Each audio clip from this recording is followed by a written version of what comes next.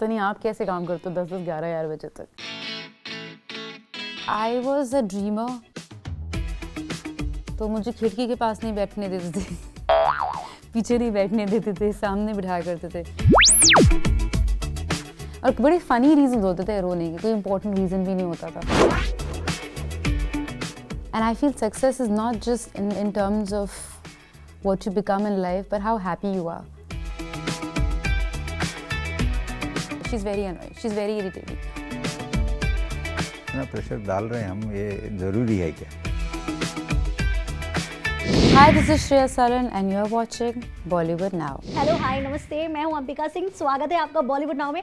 आज हमारे साथ जुड़ गए बहुत ही स्पेशल गेस्ट जिनका आप बहुत ही बेसब्री से इंतजार कर रहे हैं।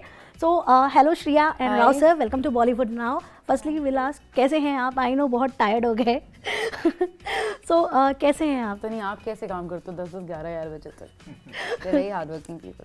नहीं, आपका आप भी फॉलो करते हैं उन लोगों को? बड़ा काम करते हैं और लोगों से भी काम कराते हैं। सो म्यूज़िक स्कूल, तो firstly I ask you, music का नाम सुनते ही आपके दिमाग में क्या कुछ चलता है? Music is extremely important for me. I think for me, being on stage, music, listening to live music, listening to the sound of घुंघरू, मतलब मेरे लिए it's important for existence. और म्यूज़िक स्कूल जब सर ने मुझे बताया कि वो ये फिल्म बना रहे हैं और इन्होंने बहुत मेहनत से एक ये स्क्रिप्ट लिखी है, and then he went and got the rights of songs from sound of music. I was like wow, क्योंकि जो बचपन में एक ऐसी फिल्म है जिसने मैंने बार बार देखी, साउंड ऑफ म्यूज़िक, गाने उसके याद थे और एक टाइम पे तो कितनी, I mean I remember it like word to word. So I was very excited and I am very happy that I am part of music school. Okay, so sir आपसे जानना चाहेंगे कि ये थॉट प्रोसेस क्या था जब आपने ये म्यूज़िक स्कूल के बारे में सोचा और श्रेया को ही मतलब कैसे आपने कैसे काम स्टार्ट किया आपने? नहीं, जब म्यूज़िक स्कूल जब हम सोचा है, इसके म्यूज़िकल फॉर्मेट में सोचा है, तो हमें हीरोइन चाहिए था कि अच्छा डांसर, एक्टर तो है ही है, तो अमंग्स द एक्टर्स कौन है dancer, because there are some good actors but they can't dance. So हम वो ढूंढ रहे थे। और शर्मान के लिए वो ड्रामा टीचर था, तो वो तो बड़ा ड्रामेटिस्ट है, वो वैसा भी बहुत जानता है ड्रामा के बारे में। वो तो सो इसलिए I just focused on this two characters to cast them as in this characters. Okay, so Shreya, जैसे कि आपने बहुत सारे एक्टर्स के साथ, मतलब इतने सालों से काम कर रहे हो आप, बहुत सारे एक्टर्स के साथ काम किया है, बहुत सारी यूनिट्स के साथ, बट इस बार जो था सारे बच्चे थे, तो उसमें उन बच्चों को हैंडल करना कितना वो होता था? बिकॉज शूट के वक्त बहुत सारे हो जाते हैं, क्योंकि आप उन्हें मना भी नहीं कर सकते कि हाँ ऐसी मस्ती नहीं करनी है। बच्चे बड़े प्यारे हैं, in fact they became part of my family. हाल ही में मैं कोई शूट में थी हैदराबाद में, और वो उसी रेस्टोरेंट में बैठे थे, भागे भागे सब आए, और इनफैक्ट ये खुद फैमिली बन चुके हैं। हमेशा गोवा में भी जब हम शूट कर रहे थे सर, बीच पे एक साथ जाया करते थे, they used to go to restaurants together and I think they became a family. And it's very beautiful कि इन्होंने, सर ने 500 ऑडिशंस करे, 6 महीने तक इन बच्चों को ढूंढा है। और I feel somewhere they will always be grateful to you sir, क्योंकि आपकी वजह से you know they such beautiful energies they came together और they became friends for life. और ये पहली फिल्म और ऐसी फिल्म जहाँ इन्होंने इतनी रिहर्सल्स करी हैं और मेहनत करी है, मुझे नहीं लगता वो ज़िंदगी भर कभी भी भूलेंगे। दे will always be somewhere, this film will be part of their heart. और मुझे लगता है कि जब आप ये फिल्म देखोगे तो ये आपकी भी become part of your heart, you will really relate to it. और ये बच्चे बड़े क्यूट से थे, बहुत बोलते भी हैं। शुरू में फर्स्ट 2 डेज तो मैं मतलब पागल हो जाती थी। और जो छोटी छोटी लड़कियां हैं ना, सारी की सारी, उनका बस एक ही रहता था कि उनको वही ड्रेस चाहिए होती थी जो मैंने पहनी हुई है, कि आई वांट दीदीज़ ड्रेस, अच्छा मुझे वो क्लिप चाहिए, मुझे ये बेल्ट चाहिए, मुझे ये चाहिए, मुझे वो चाहिए। पीछे नॉन स्टॉप बोलते थे। और लड़के कुछ तो कभी कभी नॉन स्टॉप बोलते थे, और कुछ का एक फेज़ होता था कि वो you know they will be standing in a corner, she is very annoying, she is very irritating.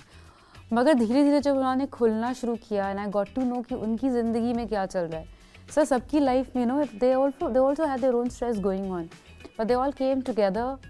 और जैसे ही सर टेक बोलते थे ना, they were like they we are gonna give our best, हम अपना बेस्ट करेंगे।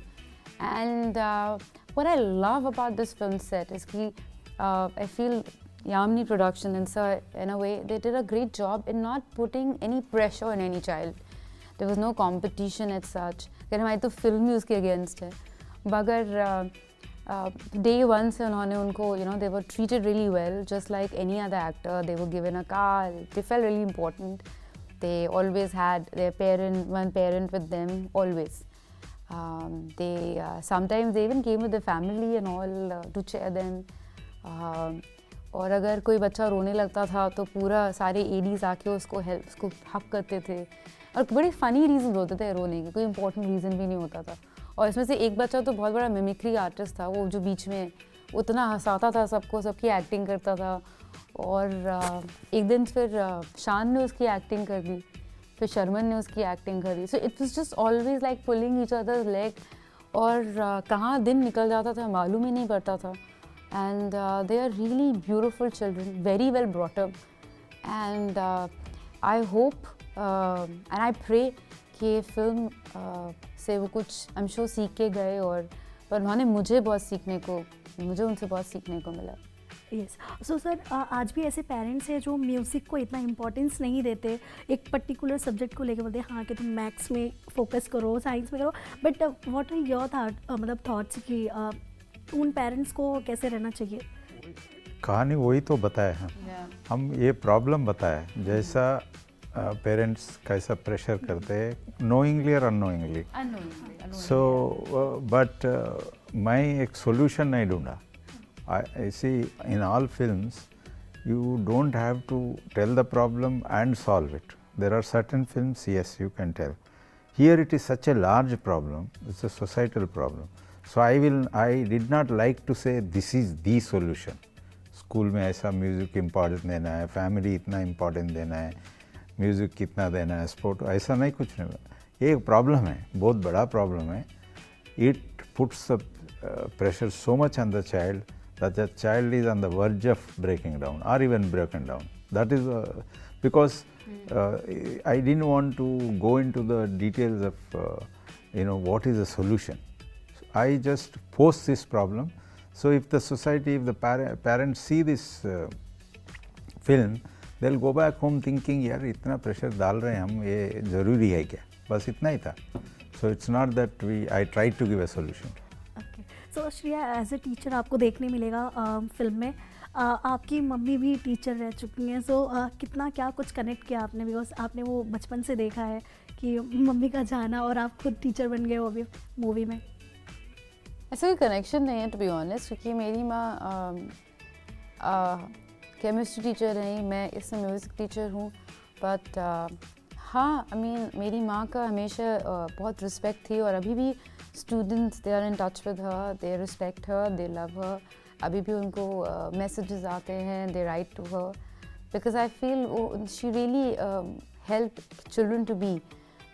जिन बच्चों को समझ नहीं आता था उनको एक्स्ट्रा टाइम देके समझाया करती थी. और इनफैक्ट मुझे तो उन्होंने बहुत उन्हीं की वजह से मैं डांसर बनी, उन्हीं की वजह से मैं शोभना नारायण जी के पास सीखी, और उसके बाद मूर्तन पदवर्धन जी के पास भी वही लेके गई थी मुझे. So she's been a very strong influence in my life.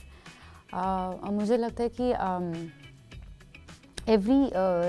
every successful person needs someone who's there with them. And I feel success is not just in terms of what you become in life, but how happy you are. And someone who allowed you to just fly. And इस film में बहुत सुंदर सी line भी sir ने लिखी है कि मैं तो सिर्फ उन्हें पंख देना चाहती थी, विच मीन्स मैं तो सिर्फ ये चाहती थी कि वो उड़ें और अपने आप को समझ पाएँ. And I think that's what I learn from my mum. Okay. सो इन पूरा मूवी करने में, मतलब बच्चों के साथ कनेक्ट करने से लेकर मूवी में एक्टिंग करने से लेकर, मतलब क्या कुछ सीखा आपने बच्चों के साथ काम करके? आई थिंक बच्चे जो होते हैं ना, वो बहुत ही इंस्टिंक्ट से काम करते हैं. वो ऐसा कुछ मतलब उनको कोई फेयर नहीं होता कि अरे ये फिल्म नहीं हुई तो दूसरी फिल्म में क्या होगा, और how do I prove my self in this film. उनको ये ऐसा वो नहीं होता कि अरे how do I reinvent my self, और टेक्निक कोई ऐसी सीख के नहीं आते. वो they just listen, they feel and they express.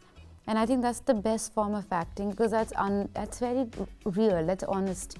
So it's a beautiful style of acting and I love watching them how they perform. और बहुत मेहनत से काम किया तो उनकी मेहनत देख के I got really inspired. And also it was very beautiful how they all became a family, and they worked as a family. So for me, that was also very beautiful to see. So all of that was lovely to see them,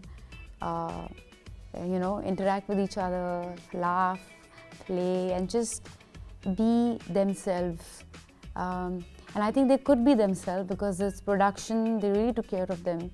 And I think I give the credit to the production and to the director. I must say कि आपकी भी schooling life जो होगी बहुत ही interesting रही होगी, तो कुछ ऐसा मोमेंट आप हमारे साथ शेयर करना चाहेंगे जो आपको आज भी याद आता हो आपके स्कूल टाइम का? आपकी टीचर होगी, बिकॉज सबकी एक फेवरेट टीचर होती है, स्कूल लाइफ टीचर, ये कॉलेज। मेरी फेवरेट टीचर मेरी हिस्ट्री टीचर थी क्योंकि मुझे हिस्ट्री एक तो पसंद थी और हिस्ट्री टीचर रीटा मैम और मेरी मॉम थे बेस्ट फ्रेंड्स हुआ करते थे और उनका बेटा और मैं साथ साथ हमेशा बचपन से पढ़े हैं। So Kanu and me were best friends. और मेरी प्राइमरी टीचर सीमा मैम हुआ करती थी, उनकी बेटी पल्लवी वे also very good friends. So it was lovely because मैं मम्मी के साथ स्कूल जा करती थी, मैं क्लास में चली जाती थी, वो पढ़ाने चली जाती थी। आई वॉज अ ड्रीमर। तो जो सारे टीचर्स मुझे देख के बस ये परेशान हो जाते थे कि इसको हम वापस क्लास में कैसे लाएं, क्योंकि मैं सामने तो उनकी होती थी मगर मेरी इमेजिनेशन कहीं और हुआ करती थी। तो मुझे खिड़की के पास नहीं बैठने देते थे पीछे नहीं बैठने देते थे, सामने बिठाया करते थे because I was a dreamer. So it was very difficult for them to bring me to the class. So yeah but my English teacher, we call ma'am, she helped me a lot. So my teachers were always beautiful and they really helped me become who I am today. Thank you so much, Aranshia.